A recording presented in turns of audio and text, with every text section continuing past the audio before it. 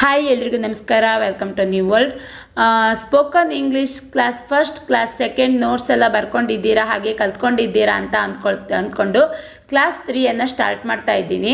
Okay, ಇವಾಗ class ರೂಮಲ್ಲಿ ಯಾವ ರೀತಿ ಇಂಗ್ಲೀಷನ್ನು ನಾವು ಬಳಸ್ಬಹುದು, ಕ್ಲಾಸ್ ರೂಮಲ್ಲಿ ನಾವೀಗ ಮಾತಾಡ್ತೀವಿ ಅಲ್ವಾ ಕನ್ನಡದಲ್ಲಿ, ಅದನ್ನು ನಾವು ಇಂಗ್ಲೀಷ್ನಲ್ಲಿ ಹೇಗೆ ಮಾತನಾಡಬಹುದು ಅಂತ ಹೇಳಿ ನೋಡೋಣ. ಇದನ್ನು ನೀವು ನಿಮ್ಮ ಫ್ರೆಂಡ್ಸ್ ಜೊತೆ ಕ್ಲಾಸ್ ರೂಮಲ್ಲಿ, ಹಾಗೆ ಮನೆಯಲ್ಲೂ ಕೂಡ ನಿಮ್ಮ ಅಕ್ಕ ತಮ್ಮ ಅಣ್ಣ ತಂಗಿ ಎಲ್ಲ ಇರ್ತಾರೆ ಅಲ್ವಾ, ಅವ್ರ ಜೊತೆನೂ ಕೂಡ ಈ ರೀತಿ ಪದಗಳನ್ನು ಬಳಸಿ ಮಾತನಾಡಿ. ನಿಮಗೂ ಕೂಡ ಇಂಗ್ಲೀಷ್ ತುಂಬಾ ಅರ್ಥ ಆಗುತ್ತೆ. ಓಕೆ, ಇವಾಗ ಕ್ಲಾಸನ್ನು ಸ್ಟಾರ್ಟ್ ಮಾಡೋಣ. Open your book. ನಿಮ್ಮ ಪುಸ್ತಕ ತೆರೆಯಿರಿ. ಸ್ಕೂಲಲ್ಲಿ ಕ್ಲಾಸ್ ರೂಮಲ್ಲಿ ಟೀಚರ್ಸ್ ಬಂದು ಏನು ಹೇಳ್ತಾರೆ, ಓಪನ್ ಯುವರ್ ಬುಕ್ ಅಂತ ಹೇಳ್ತಾರೆ ಅಲ್ವಾ. ಆವಾಗ ನೀವೇನು ಮಾಡ್ತೀರಾ, ಬುಕ್ಕನ್ನು ಓಪನ್ ಮಾಡ್ತೀರಾ ಅಲ್ವಾ. ಹಾಗಾಗಿ ಓಪನ್ ಯುವರ್ ಬುಕ್ ಅಂತ ಹೇಳಿದರೆ ನಿಮ್ಮ ಪುಸ್ತಕ ತೆರೆಯಿರಿ, ನಿಮ್ಮ ನೋಟ್ ಬುಕ್ ಓಪನ್ ಮಾಡಿರಿ, ನಿಮ್ಮ ಬುಕ್ ಓಪನ್ ಮಾಡಿರಿ ಅಂತ ಅರ್ಥ ಆಯ್ತಾ. ಇನ್ಯಾರಿಗಾದರೂ ಬುಕ್ಕನ್ನು ಓಪನ್ ಮಾಡಲಿಕ್ಕೆ ಏನು ಹೇಳ್ತೀರಾ, open your book. Okay, second line, close your book. ನಿಮ್ಮ ಪುಸ್ತಕ ಮುಚ್ಚಿರಿ. Close your book. ನಿಮ್ಮ ಪುಸ್ತಕ ಮುಚ್ಚಿರಿ ಅಂತ ಹೇಳುವುದಕ್ಕೆ close your book, close your book. ಗೊತ್ತಾಯ್ತಾ.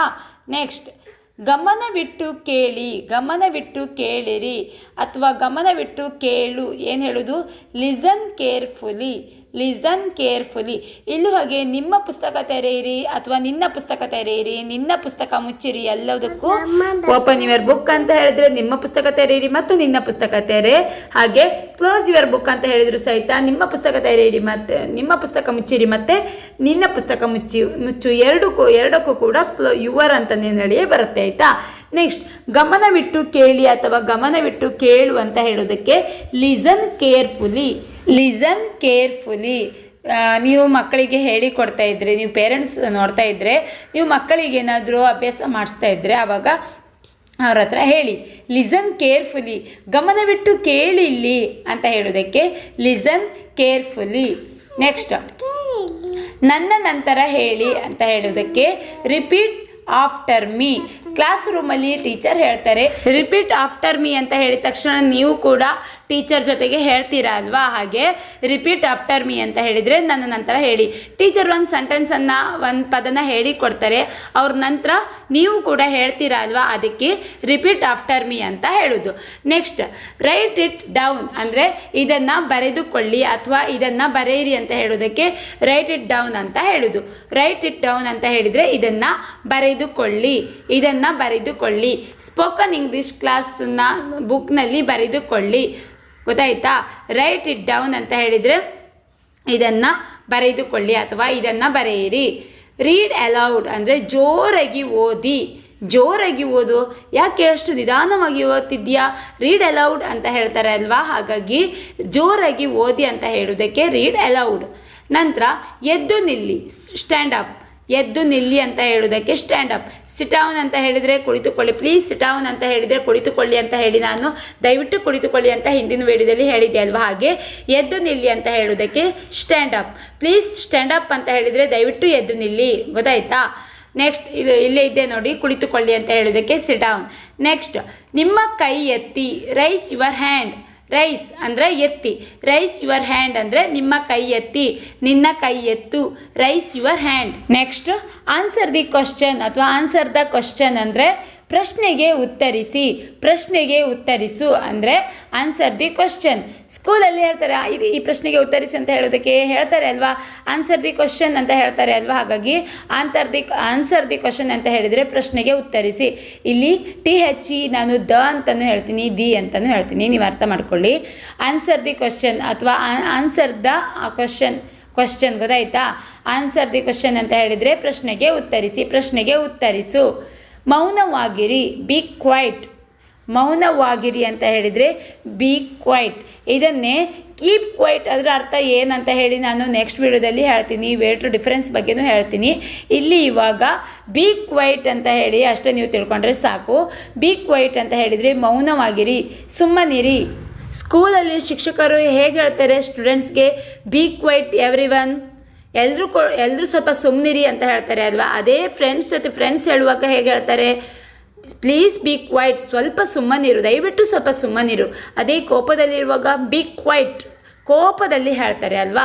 ಹಾಗಾಗಿ ಬಿ ಕ್ವೈಟ್ ಅಂತ ಹೇಳಿದರೆ ಸುಮ್ಮನಿರು, ಮೌನವಾಗಿರು ಈ ಅರ್ಥನ ಕೊಡುತ್ತೆ. ಇದನ್ನು ಕೂಡ ನೀವು ಫ್ರೆಂಡ್ಸ್ ಜೊತೆ please be quiet, please be quiet, ಅಕ್ಕ ತಮ್ಮನ ಹತ್ರ ಅಣ್ಣ ತಂಗಿ ಹತ್ರ ಪ್ಲೀಸ್ ಬಿ ಕ್ವೈಟ್ ಈ ರೀತಿಯಾಗಿ ಹೇಳಿ. ನೆಕ್ಸ್ಟ್ ಗೋ ಬ್ಯಾಕ್, ಹಿಂದಕ್ಕೆ ಹೋಗಿ. Please go back, please go back, ದಯವಿಟ್ಟು ಹಿಂದಕ್ಕೆ ಹೋಗು. ಹಿಂದಕ್ಕೆ ಹೋಗಿ, ಹಿಂದಕ್ಕೆ ಹೋಗು ಅಂತ ಹೇಳೋದಕ್ಕೆ ಗೋ ಬ್ಯಾಕ್. ಬ್ಯಾಕ್ ಅಂತ ಹೇಳಿದರೆ ಹಿಂದೆ ಅಲ್ವಾ, ಗೋ ಅಂದರೆ ಹೋಗು. ಗೋ ಬ್ಯಾಕ್, ಹಿಂದಕ್ಕೆ ಹೋಗು, ಹಿಂದಕ್ಕೆ ಹೋಗಿ.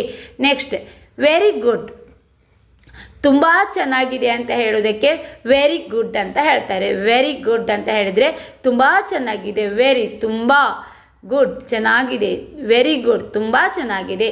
ಎಕ್ಸಲೆಂಟ್, ನೀನು ಮಾಡಿದ ಈ ಕೆಲಸ ಇದೆಯಲ್ಲ ತುಂಬ ಎಕ್ಸಲೆಂಟ್. ಎಕ್ಸಲೆಂಟ್ ಅಂತ ಹೇಳಿದರೆ ಅತ್ಯುತ್ತಮವಾಗಿದೆ. ಎಕ್ಸಾಮಲ್ಲಿ ಹೈಯೆಸ್ಟ್ ಆದ ಮಾರ್ಕ್ಸ್ ತಗೊಂಡ್ರೆ, ಔಟ್ ಆಫ್ ಔಟ್ ತಗೊಂಡ್ರೆ ಪ್ರೋಗ್ರೆಸ್ ಕಾರ್ಡಲ್ಲಿ ಎಕ್ಸಲೆಂಟ್ ಅಂತ ಹಾಕ್ತಾರೆ ಅಲ್ವಾ. ಅಂದರೆ ಅತ್ಯುತ್ತಮದ ಬದಲಿಗೆ ಎಕ್ಸಲೆಂಟ್ ಅಂತ ಹಾಕೋದು.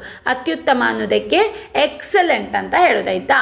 ನೆಕ್ಸ್ಟ್ ಶಭಾಷ್, ವೆಲ್ ಡನ್, ವೆಲ್ ಡನ್, ಶಭಾಷ್ ಅಂತ ಬೆಂತಟ್ಟಿ ವೆಲ್ ಡನ್, ವೆಲ್ ಡನ್ ಅಂತ ಹೇಳ್ತಾರೆ. ಕೇಳಿದ್ದೀರಲ್ವಾ, ವೆಲ್ ಡನ್, ವೆಲ್ ಡನ್ ಅಂತ ಹೇಳ್ತಾರೆ. ಶಭಾಷ್ ಅಂತ ಹೇಳೋದಕ್ಕೆ ವೆಲ್ ಡನ್. ನೆಕ್ಸ್ಟ್ ಏನಾದರೂ ಪ್ರಶ್ನೆಗಳಿವೆಯೇ ಅಂತ ಟೀಚರ್ಸ್ ನಿಮ್ಮ ಹತ್ರ ಕೇಳಿದಾಗ ಯಾವ ರೀತಿಯಾಗಿ ಕೇಳ್ತಾರೆ? ಎನಿ ಕ್ವಶನ್ಸ್, ಎನಿ ಕ್ವಶನ್ಸ್, ಏನಾದರೂ ಪ್ರಶ್ನೆಗಳಿವೆಯೇ ಕೇಳೋದಕ್ಕೆ ಅಂತ ಕೇಳಿದಾಗ ಎನಿ ಕ್ವಶನ್ಸ್. ನಂತರ ನನಗೆ ಅರ್ಥವಾಯಿತು, ಬೇಡ ನನಗೆ ಅರ್ಥವಾಯಿತು ಅಂತ ಹೇಳಬೇಕಲ್ಲ ನೀವು. ನನಗೆ ಅರ್ಥವಾಯಿತು ಅಂತ ಹೇಳೋದಕ್ಕೆ ಐ ಅಂಡರ್ಸ್ಟ್ಯಾಂಡ್. ಹಿಂದಿನ ವಿಡಿಯೋದಲ್ಲಿ ನಾನು ಹೇಳಿದೆ ಅಲ್ವಾ, ಐ ಡೋಂಟ್ ಅಂಡರ್ಸ್ಟ್ಯಾಂಡ್ ಅಂತ ಹೇಳಿ. ನನಗೆ ಅರ್ಥ ಆಗ್ತಾ ಇಲ್ಲ ಅಂತ ಹೇಳೋದಕ್ಕೆ ಐ ಡೋಂಟ್ ಅಂಡರ್ಸ್ಟ್ಯಾಂಡ್. ಅದೇ ನನಗೆ ಅರ್ಥವಾಯಿತು ಅಂತ ಹೇಳೋದಕ್ಕೆ ಐ ಅಂಡರ್ಸ್ಟ್ಯಾಂಡ್. ನನಗೆ ಅರ್ಥವಾಯಿತು ಅಂತ ಹೇಳೋದಕ್ಕೆ ಐ ಅಂಡರ್ಸ್ಟ್ಯಾಂಡ್. ನನಗೆ ಗೊತ್ತಿಲ್ಲ, ಐ ಡೋಂಟ್ ನೋ. ಕನ್ಫ್ಯೂಸ್ ಆಗಬೇಡಿ, I understand, I don't understand. ಗೊತ್ತಾಯ್ತಾ? ಐ ಅಂಡರ್ಸ್ಟ್ಯಾಂಡ್ ನನಗೆ ಅರ್ಥವಾಯಿತು. ಅದೇ ಉಲ್ಟಾ ಹೇಳೋದಾದರೆ ಐ ಡೋಂಟ್ ಅಂಡರ್ಸ್ಟ್ಯಾಂಡ್, ನನಗೆ ಅರ್ಥ ಆಗ್ತಿಲ್ಲ. I understand, I don't understand. ಇಲ್ಲಿ I don't know, I don't know ನನಗೆ ಗೊತ್ತಿಲ್ಲ. ನೋ ಗೊತ್ತಿಲ್ಲ, ಐ ಡೋಂಟ್ ನೋ, ನೋ ಗೊತ್ತು, ಐ ಡೋಂಟ್ ನೋ ನನಗೆ ಗೊತ್ತಿಲ್ಲ. ಐ ಡೋಂಟ್ ನೋ ಅಂತ ಹೇಳಿದರೆ ನನಗೆ ಗೊತ್ತಿಲ್ಲ. ಐ ನೋ, ಐ ನೋ ಅಂದರೆ ನನಗೆ ಗೊತ್ತುಂಟು. ಐ ಡೋಂಟ್ ನೋ ನನಗೆ ಗೊತ್ತಿಲ್ಲ. ಐ ಡೋಂಟ್ ನೋ ನನಗೆ ಗೊತ್ತಿಲ್ಲ. ನೆಕ್ಸ್ಟ್ ಪಾಠ ಮಾಡಿದ ಮೇಲೆ ಟೀಚರ್ಸ್ಗೆ ಏನು ಹೇಳ್ತೀರಾ? ಥ್ಯಾಂಕ್ ಯು ಟೀಚರ್, ಧನ್ಯವಾದಗಳು ಶಿಕ್ಷಕರೇ, ಅಥವಾ ಧನ್ಯವಾದಗಳು ಟೀಚರ್, ಧನ್ಯವಾದಗಳು sir, thank you teacher, thank you sir. ಗೊತ್ತಾಯ್ತಾ? ಇವಾಗ ಎಲ್ಲರೂ ಕೂಡ ಈ ವಿಡಿಯೋ ಇಷ್ಟವಾದರೆ ನನಗೂ ಕೂಡ ಒಂದು ಥ್ಯಾಂಕ್ಸ್ ಹೇಳಿ. Thank you teacher, thank you ಅಕ್ಕ ಈ ರೀತಿಯಾಗಿ ಹೇಳಿ ಆಯಿತಾ ಅಂತ ಹೇಳಿದೆ. ನಾನು ಸುಮ್ಮನೆ ಹೀಗೆ ತಮಾಷೆಗೆ ಹೇಳಿರೋದು. ಓಕೆ, ನಿಮಗೆ ಈ ವಿಡಿಯೋ, ಈ ಕ್ಲಾಸ್ ತುಂಬ ಯೂಸ್ಫುಲ್ ಅಂತ ಅನಿಸಿದರೆ ನನಗೆ ಕಮೆಂಟ್ ಮಾಡಿ. ನಿಮಗೆ ಎಕ್ಸ್ಪ್ಲೇನ್ ಮಾಡುವ ರೀತಿ ಇಷ್ಟ ಆದರೂ ಕಮೆಂಟ್ ಮಾಡಿ. ಹಾಗೆ ಎಕ್ಸ್ಪ್ಲೇನ್ ಮಾಡಿದ್ದು ತುಂಬ ಜಾಸ್ತಿ ಆಗ್ತಾ ಇದೆ ಅಂತ ಹೇಳಿದರೂ ಕೂಡ ಕಮೆಂಟ್ ಮಾಡಿ. ನಾನು ಸ್ವಲ್ಪ ಅದನ್ನು ಸರಿ ಮಾಡ್ಕೊಳ್ಳೋದಕ್ಕೆ ಪ್ರಯತ್ನ ಪಡ್ತೀನಿ. ಹಾಗೆ ನೆಕ್ಸ್ಟ್ ವಿಡಿಯೋ ಕ್ಲಾಸ್ 4 ನಾಳೆ ಬರ್ತಾ ಇದೆ.